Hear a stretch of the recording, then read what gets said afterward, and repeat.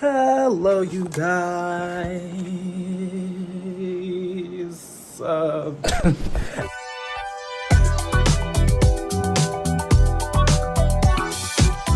I don't know why I was holding that note. Welcome back to Colby's Corner. Today is going to be another edition. Well, I just turned my Xbox on. Today is going to be another edition of my cinephile series. This is also, hopefully this comes out like when I want it to, which is before March. Because okay, obviously that didn't happen, but this was supposed to come out during Black History Month. This is the Black biopic episode. So you know what? Just pretend it's still Black History Month. You should be treating it like it's still Black History Month. Anyways, every month is Black History Month, right. So you know what? It don't even matter. Stay with me. Films. I'm not quite sure what like defines a biopic, but it's going to be movies based off of like real Black people, Black historical figures. So so like the 688 is a movie that I plan on watching, even though I don't like Tyler Perry. I just saw that movie like get a bunch of NAACP awards, so I'm like, okay, let's see what's going on. So I think I'm gonna watch the 688. And that's a biopic, correct? I think okay, so that's what we're gonna watch. We're gonna watch 688. I do want to watch What's Love Got to Do with It, Angela Bassett. I love Tina Turner. I think that's what we're gonna see. And then because I love Coleman Domingo, I think I'm gonna watch Rustin. That one. Or I'm also thinking about the Josephine Baker story because I am so interested to see the life of Josephine Baker. I hear so much about like what Josephine Baker did in her life, and I'm like, what was going on? What was going on? So I'm thinking about either Rustin, the Josephine Baker story, or something else. It might be a secret other movie, but I know for sure the 688 and What's Love Got to Do with It. Those are the two that I'm for sure going to watch. The other ones might be a surprise. I might watch 4 movies. I don't even know. But we're gonna probably stick to 3 just so I can, get this video out and we can get on our way. I think we're gonna watch What's Love Got to Do with It first because that's the one I'm most interested in at the moment. I come to y'all at the blackest I'm finna be because I'm about to do today's wash day. Hey, today's wash day. This is probably gonna be the last week these braids are gonna be in because I'm gonna scrub the fuck out of my scalp, and like it's already you can't even see like the root. Oh, there you go. Hey, there go the roots, child. But you can't even see the roots. The roots is fuzzy. The hair is sitting crazy. Like it's starting to get unserious. And so I think this is going to be the last week, and so I'm getting the wash out the way. And so like I try to wash my hair twice a week. Whenever I need it, honestly. If my scalp getting a little itchy, if I feel like it's a little stuffy, I'm going in there and I'm washing it. So, yeah, that's what I'm gonna do. So after I get out the shower, I'm gonna watch What's Love Got to Do with It, and then I will. That's our schedule. That's our schedule. Are y'all feeling it? Are y'all? Ooh, I might also watch King Richard because I've not seen the story of Serena and Venus Williams with Will Smith. I did not see that movie. So King Richard. So like I said, the third movie that we're gonna watch, it's going to be just like whatever I'm feeling because I also kind of want to rewatch the Wendy Williams movie that was on Lifetime because like that was kind of a king, and I love Wendy Williams. Wendy Williams is literally like, if I had to do a project for Black History Month, like in school, I would probably either do it on Wendy Williams or RuPaul. Dead ass. RuPaul or Wendy Williams, I would do it because I think, I love them. I love them so much. So yeah, anyways, I need to go wash my hair. Wish me luck. Hopefully this isn't a struggle. And yeah, enjoy the vlog. Hee hee hee.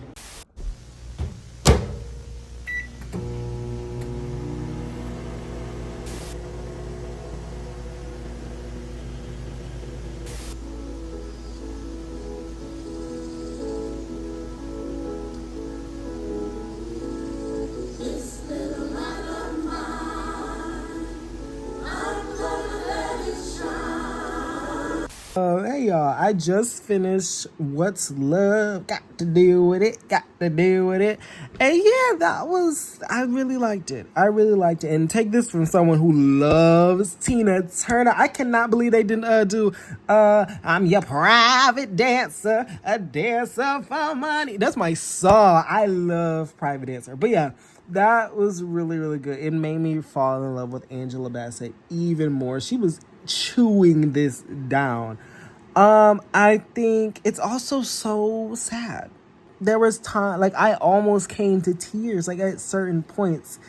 Because it's just like, fuck, bro. Like, I hate men. I hate men. I think Ike, like, even though Ike is long gone and under the grave and, like, in hell, burned alive at this point, but, like, the fact at the end when they said, like, he went to prison, I was like, no, he should have got the chair.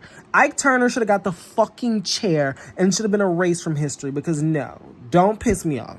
Don't piss me the fuck off. And it just, Tina was just, I know Tina Turner, I don't even think she likes this. I think she thinks she had, like, I feel like I just read something and it said she didn't even like this movie. I know she loved Angela Bassett's performance. I loved Angela Bassett's performance. She ate, but also, like, so I'm not sure how accurate this is, but from what I'm getting from the portrayal of Tina in this movie, she's so just kind, and you can see she blames herself for a lot of the things, like, that happened to her, you know, like, and it's like, how could you not? Your mom takes your sister, but leaves you behind. Like, what kind of effect does that even have on you, you know? And so, going through this, and she just doesn't, you know, you see her not realizing that, like, girl, you don't deserve this. Like, no, and it's just, it's sick. It's sick, and it just pisses me off even more to see this. And then you have people, oh my God, y'all know I fucking hate Chris Brown. But Leon Thomas, I was cheering on Leon Thomas because I've been listening to Leon Thomas's music. And I'm like, I'm glad he getting his fucking things. And now he on fucking Instagram talking about, all right, it's time to collab with the king. Talking about fucking Chris Brown. Don't piss me off. And it just reminds me how, like, people like Ike Turner are just running around. And y'all don't say nothing. Y'all don't say fucking nothing. But y'all, I'm the one getting whacked. How I'm getting whacked, and we got Ike Turner number 4 running around. Y'all don't want to get that? Y'all don't want to get that? Okay. Anyways, and yeah, it just makes me upset that, like, so mean, like, it seems like the cycle's not ending. Like, have y'all not learned anything from this? You know, everyone loves to quote the movie. It's always eat the cake anime jokes. Anime? the eat the coke anime jokes that get spread around through the community. And, like, Jay-Z on Drunken Love talking about I beat the box up like Ike. It's just like, is this the punchline? Like, what are we doing? But yeah, I would give this movie 5 stars. I think it was really, really good. And yeah, now I just want to watch, like, a Tina Turner concert because, like, I just love her. I love Tina Turner. I also think Tina Turner just represents for me, that really was kind of touched on in this movie, is that Tina Turner refused to be defined. I love Black people especially who just refuse to be defined, who will just do whatever they want to do. And you see how it always pisses. Like, that's why I love Beyonce. I think Beyonce is also just, like, a representative of, like, you don't have to do what people expect you to do. You can do whatever you want to do because, like, that's what the baddies do. That's what the baddies do. And so it's just, I love my Black queens. I also love rock music. I love Black rock stars. So, like, yeah, I love Tina Turner. Anyways, I'm finna go to sleep because it's like 1 o'clock and my head finna hurt. My head is finna start hurting. I can feel it. And it's just like, why me? Why me? So I don't know. I'm feeling off. This movie made me feel quite optimistic. but also like it depressed me. So I just like I don't know. But it was good. So yeah, I will see y'all tomorrow after I watch. What am I gonna watch tomorrow? I don't know. I'm honestly, I know I had like I came to y'all with like a list, but I honestly don't know what movie I'm feeling. So I might just like it's gonna be a surprise whatever I watch tomorrow. But yeah, I'll see y'all tomorrow. We'll be watching something. Bye.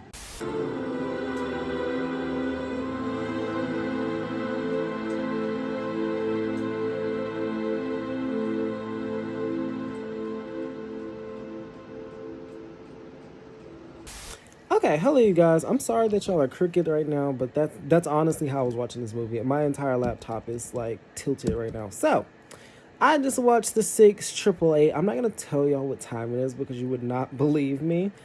But I just finished 6 888 and that was cute. As someone who does not like Tyler Perry and the things that he produces and who thinks something about him is morally corrupt, I will give Tyler a 7 here. I will give Tyler a 7. Actually, whoa. I will give Tyler a 6 here because I think this is a solid movie. I think on Letterboxd I'm going to give this like either 3 or 3.5 stars because I think it's fine. I think it is a very, very fine movie. I still think for Tyler Perry to be a billionaire and how all the like the access that he does at times, this movie looks very cheap and it's giving like indie feature, but it's like it should not give that. Like you're fucking Tyler Perry. So no shade, but Kerry Washington does amazing in this. I found her very what's the word likable, I guess. I thought I think everyone did a really, really good job, but like Kerry Washington, I really liked the grandma of our main character. I forgot for some reason every time I watch one of these movies, ignore the lighting while I search, but for some reason every time I watch these movies I forget the character's name as soon as I watch it. Maybe that's just like my problem, but Kerry Washington, her name is Charity, and then Lena is kind of the main like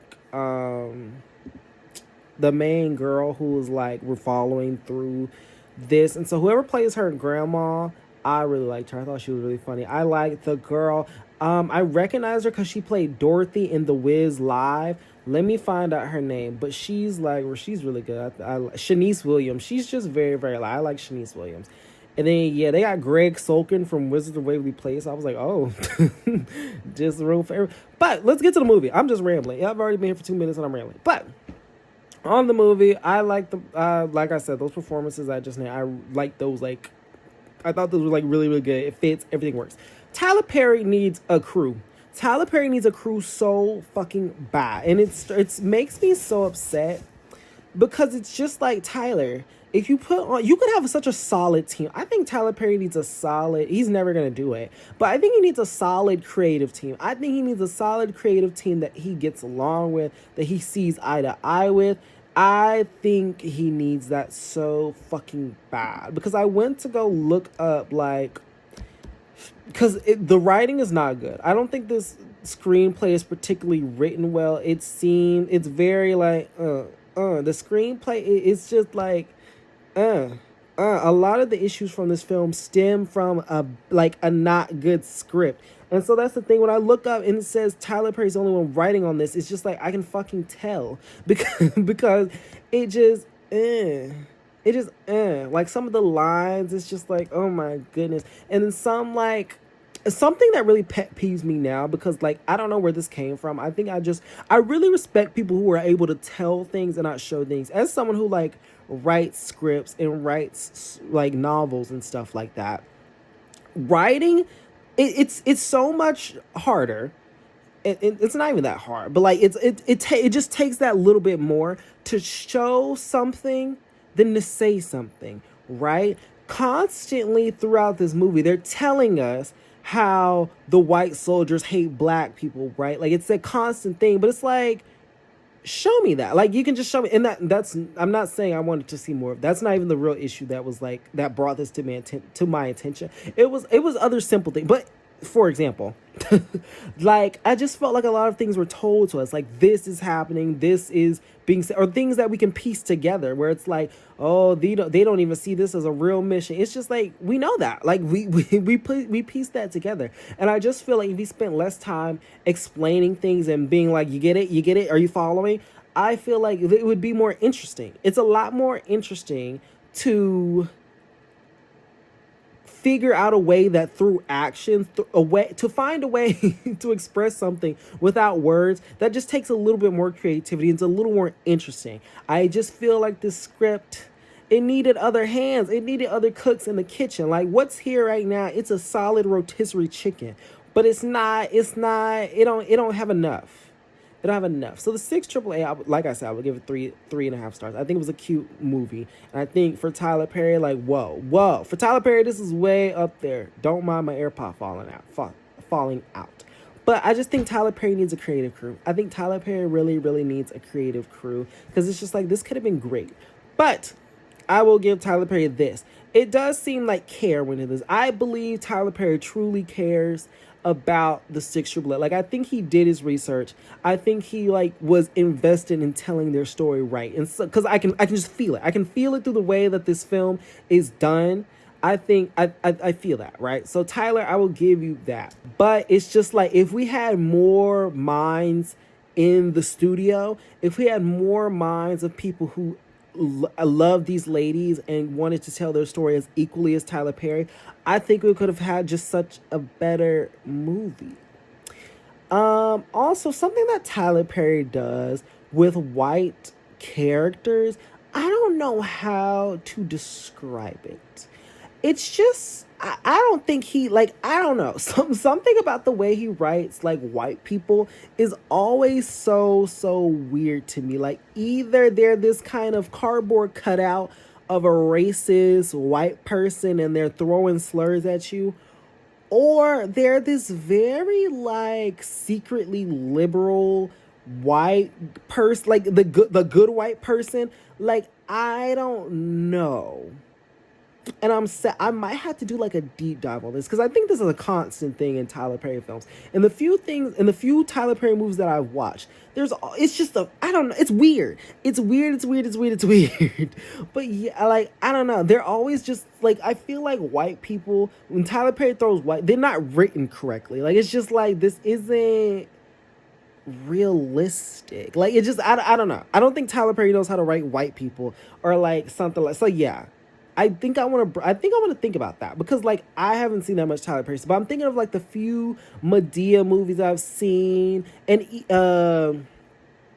like he did that one movie. It was also like an Jazzman Blues, that was also about an interracial relationship, and it's just I don't think Tyler Perry understands the layers of like whiteness and like how this would work, because it just either seems in this movie like either you're a good old white person, you love black people, you just love everybody, right? Or it's like you're just racist, and it's just like that's not like there's so much more, like please. And so yeah, it just that just bugs me. I don't think Tyler Perry knows how to write white people or just like make it realistic, because like at the end I would rather the ending where all the black girls in the battalion like applaud Kerry Washington, where they applaud her for like the work and standing up to the guy. I would have rather that applause scene work, because I think it all comes together. And I think if the character dynamics were written a bit better, it would hit more. But like I like that, I love that moment. Tyler, you ate that one thing. But then it's immediately followed up by the battalion they're walking through, and like all the white soldiers are just like, oh, and they just applaud them. I'm just like, this is so cheap. Like it's so cheap. And it's just like that unless that really happened, then I guess. But like it's that moment is immediately followed up by the real people of the 6 AAA saying that, yeah, we really didn't get noticed or recognized for anything. So like that scene doesn't make any sense. All the white people being like, woo, now we love the 6 AAA, we respect you so much, da, da, da. The scene doesn't make sense when immediately after that you have the people of the 688 saying that ain't happened. We're just now getting recognized and getting statues and getting rewards for what we did. We're just now getting recognized for what we did. But I think it matters more to me in that moment where all the black women, all the people of the 688 uplift Kerry Washington. And I think that means so much more because it's like, well, we know what we did. We know what we did was special. And sometimes as black people, that's just how it gotta be. Sometimes you just gotta know that what you did was special because white people will not recognize it. White people will not recognize it. And I just think that's more realistic. That's more realistic. Whoa, I have a lot to say. I didn't think I would have this much to say, but like, yeah. And then I think I am approaching it also just from an unfair perspective because y'all, I do not like Tyler Perry, but I just think this was cute, and I wish Tyler Perry put this much effort because like even this movie is just mid. This movie is just mid, and so if Tyler if we can keep putting effort and money into more projects like this at this quality. Even though the quality still it's not up here, the quality's still here. If we can like keep trying at least, we can get better. We can get better, Tyler. Like you have an Oscar nomination. I think the song from this movie has an Oscar nomination. Like we can get somewhere, Tyler. If you care. But I think for a lot of Tyler Perry's work, he just don't care. Anyways, that was the 688. That's my thoughts on the 688. I didn't mean to ramble, but like it just like certain things about this movie just kept rubbing me like I'm just like this is so like I was literally like rolling my eyes. I'm just like this is, but there's good moments here and there, and so it's just you take it as it is. You guys, where can I get more popcorn? I had some popcorn, and this thing is so small, and I ran out of popcorn like before the movie even really got started. So I was just like, what am I supposed to do? So like, I need to get better popcorn. But yeah, I'm finna start rambling. So let me get off this live, and I've been here for 6 minutes again. So I will see y'all tomorrow. We're gonna be watching something, and then we can wrap up this video. Should I write tonight? I've kind of been skipping on writing because I just haven't been in the mood. But this empty page is staring at me right now, so I might write for a little bit. Anyways, see you tomorrow. We don't see any American dream. We've experienced only the American nightmare.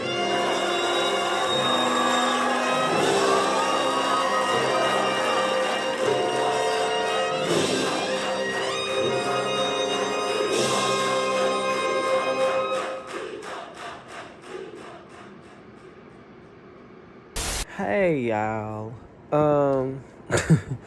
I just finished Malcolm X, and whoa, I kind of loved that. That was kind of everything.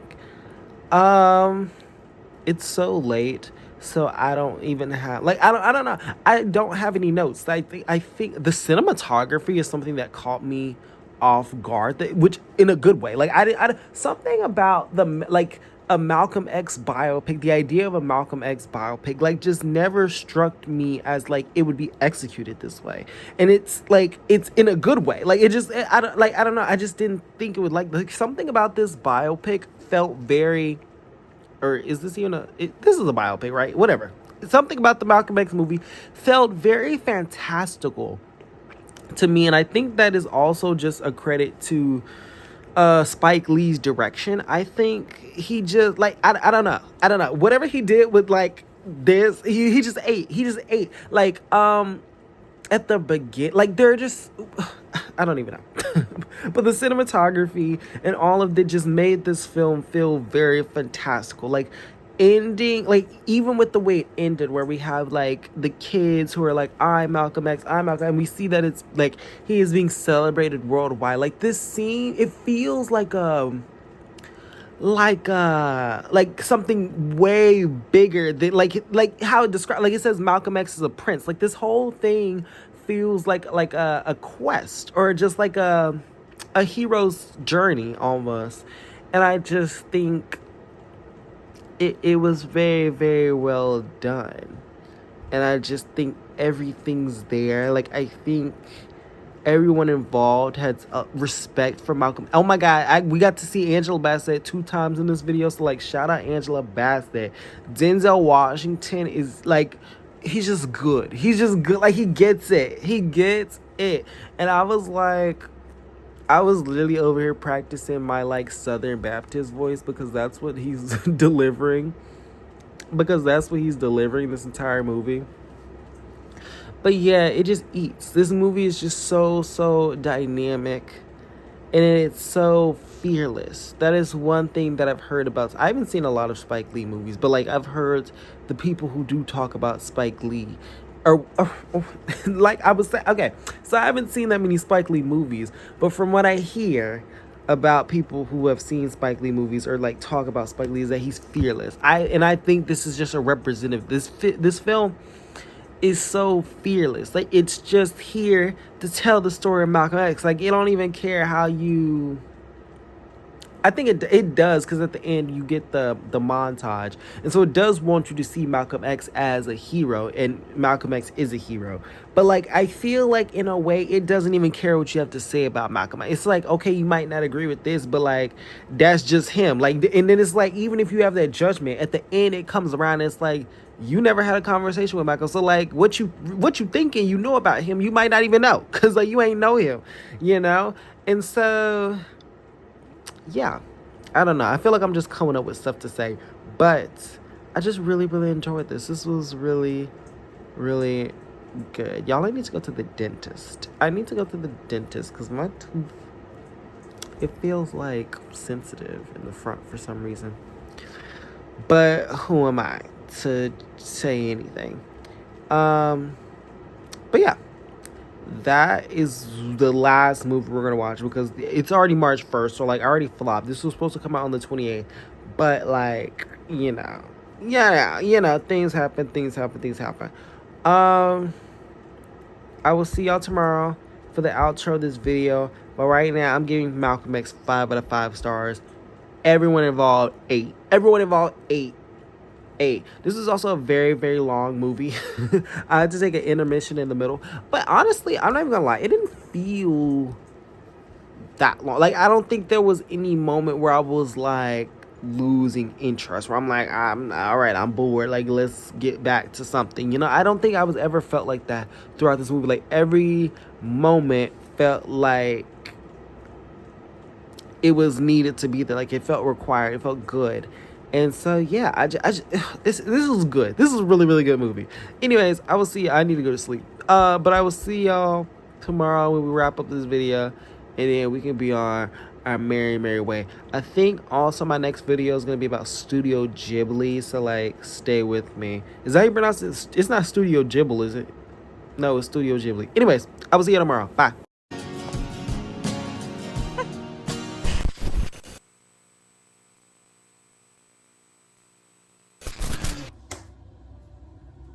Y'all, ignore my head.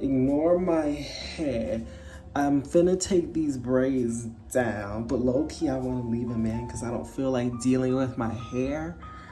But like, I think I need to take them down, y'all. I think, like, to end off this blackity black vlog, I'm going to take down my braids. It's time for me to let go. It's time for me to let go because I think the braids are representing a dark time in my life. So I should just take them down, right? I should just take them down. Or do I want to wait till tomorrow because I don't feel like doing that tonight? Mind you, it's like 1 a.m. right now. So like, why would I do that? I should just wait till tomorrow, right? Anyways, I'm here to conclude my black biopic, this vlog of black biopics. Sorry, I had to like clarify that because y'all, I'm filming like 3 videos at this moment. Like, I'm concluding this one, and then also after I finish this, I have to go finish Amelia Perez, and then I have a Studio Ghibli movie that I want to do, but I think I'm gonna have to push her back. But like, I need to watch Amelia Perez. I need to watch a Complete Unknown. And then I think I'm gonna force myself to watch The Brutalist, but that's gonna have to wait till tomorrow because like that movie's so fucking long.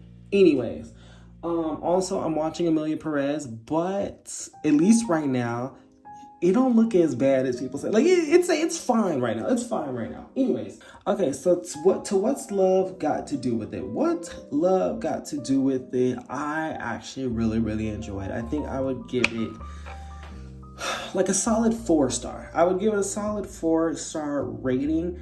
And I think honestly it's getting a little more because I just love Tina Turner. Like I love Tina Turner. Like she just represents something so fun and like something so, is radical the word I want to use? I don't know. I just really like Tina Turner. I don't have to put a label on it. I just really like her. And so yeah, seeing kind of her being depicted,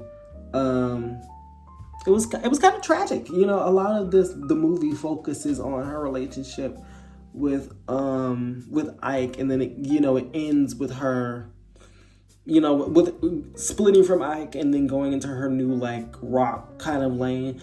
But I kind of wish, like, I get for the sake of it being a movie, you kind of have to have that structure where it's like, she's a young girl, she gets in the relationship with Ike, she gets popular, she gets out the relationship with Ike, and then like we that's the ending. The whole conflict of this movie is this toxic relationship she has with Ike Turner. But I feel like it would have been more interesting if we got that aftermath of her, and we do get the aftermath, but like it's kind of the end. Like after she gets out the relationship with Ike, that's basically the end of the movie.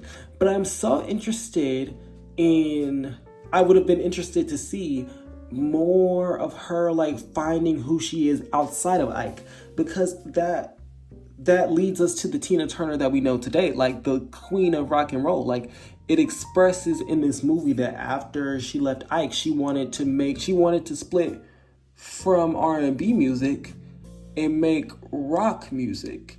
And so, or rock style music, rock and roll, but she expresses that. And I would have liked to see that, because like, how did Tina Turner do that? Like, how did she, and obviously I could just watch a documentary or look it up, but like, for the sake of the movie and for the people who watch this so they can know more about Tina, I think it would have been interesting to see Tina have found her footing and like discover like, okay, trial and errors with singles and things like that. Like that would have been interesting to see, just because I think it's something we haven't really seen before.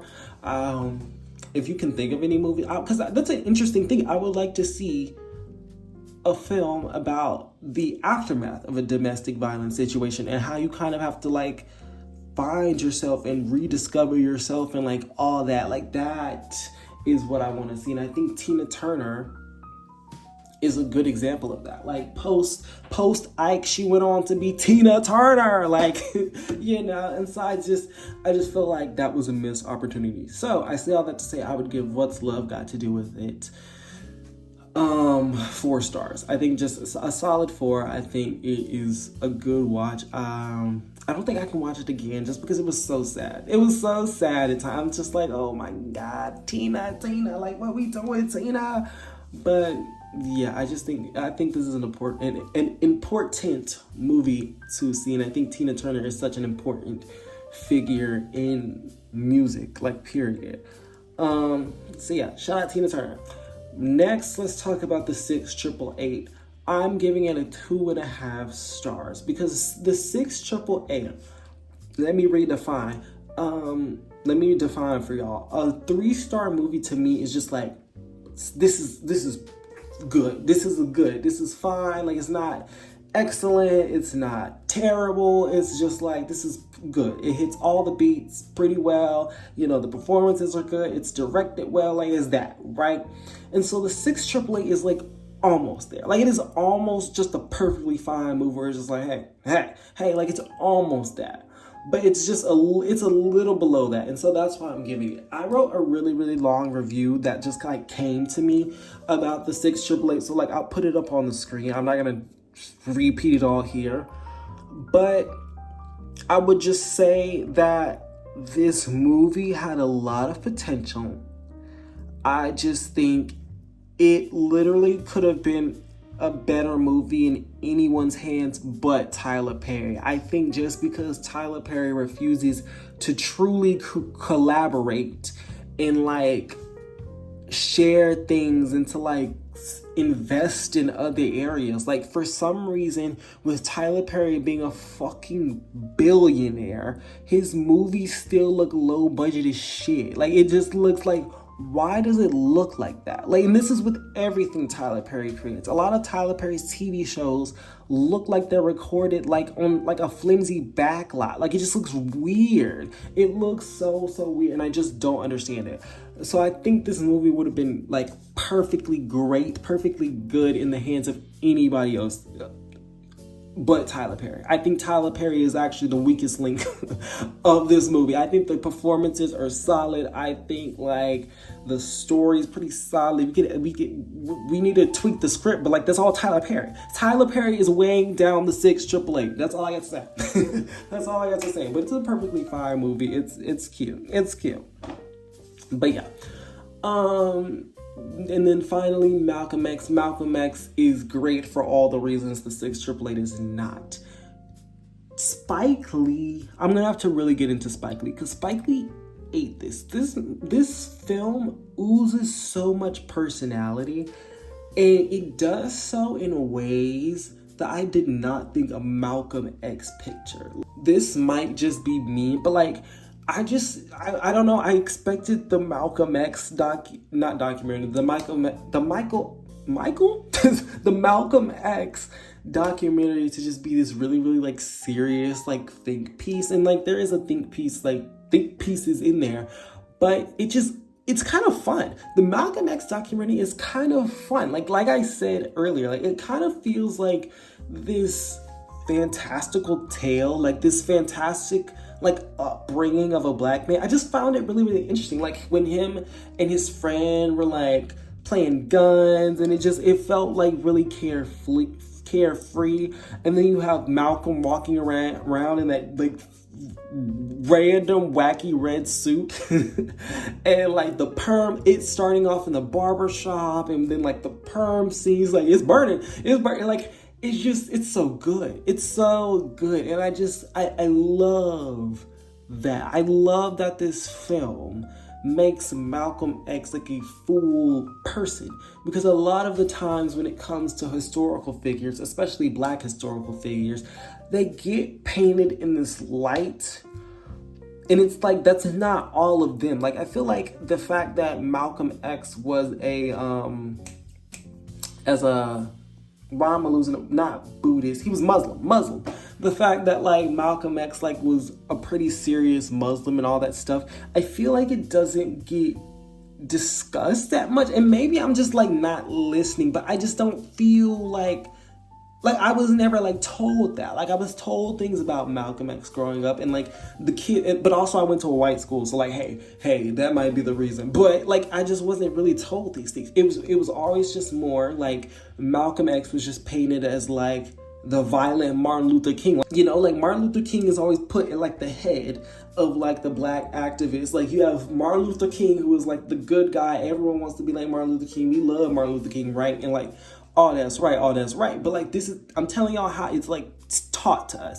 Martin Luther King is like the good black. He is the one that you want to be like. Everyone should be like Martin Luther King. Then you have Malcolm X down here, and it's like he's basically the anti-Martin Luther King. He's like really violent and and he's just to get down. And then you have Rosa Parks, who just like did what Rosa Parks did, right? Like that's how it's taught to at least in white schools. That's how it's felt. Like I promise you, most people who are just like, you know, who went to school and whatever, they know Malcolm X, Martin Luther King, Rosa Parks, and like Harriet Tubman, and they can attribute like one thing to each of these. Like Malcolm X like got down, Martin Luther King was peaceful and unite everybody, Rosa Parks was defiant, and Harriet Tubman freed the slaves. Like right, like those are the things. And so I just love that this film made Malcolm X a full dimensional person, like a person that would, you know, laugh and smile. And I love that that's concluded at the end. And it's like, well, you really didn't know Malcolm, because if you did, you would know he was a kind-hearted person. I just love that Spike Lee takes the extra step, you know, walks the extra mile to like stick that. Like this was a person, this was a human being. And I just feel like that's the point of the film. Like Malcolm X was a human being who stood up, who got to work, who got in the fields. And yeah, I just really liked it. I think the cinematography is also gorgeous. When Malcolm, like in the beginning of the film, when Malcolm takes that white girl to like by the lake and they're in the car and like you see the moon. Ooh, I need that framed. He ate that. He ate that. Like the opening with the flag burning into the X. Come on. Like, bro, give it. Dollars Lee. 10s. So obviously I gave Malcolm X 5 stars. That movie ate down. So yeah, I'm gonna have to do a Spike Lee, like one of these videos for Spike Lee, because like I gotta get into it. I want to watch that Is it Bamboozled? Is that the name of the movie? So whatever that movie is. I gotta get into Spike Lee's filmography, because like he ate that. So yeah, those are all the movies we watched. Yeah, this was fun. I know I brought up like the Josephine Baker story, but like I was just like, I don't know. I did have that planned. I literally had it pulled up, and then I was like, wait, I've never seen Malcolm X, and I was just like, I can't believe I forgot about that. So I had to get in Malcolm X, but there's a bunch of other Black biopics. I might do this like outside of Black History Month and just like, hey, these are biopics. Hey, some, you know, just in the mood. But that's the end of this video. Does my hair look crazy? My hair does look. I gotta take these braids down. But I don't want to stinker. Like, I think if I just slap some mousse on it, it could last another week. Like, look, the part's still there. Anyways, yeah, that's the end of this video. I will see y'all in the next one, which might be my Oscars video, because the Oscars are tomorrow. Like, whoa, it all ends here. Baby, if Honora walks away with Best Picture, somebody's gonna have to catch it.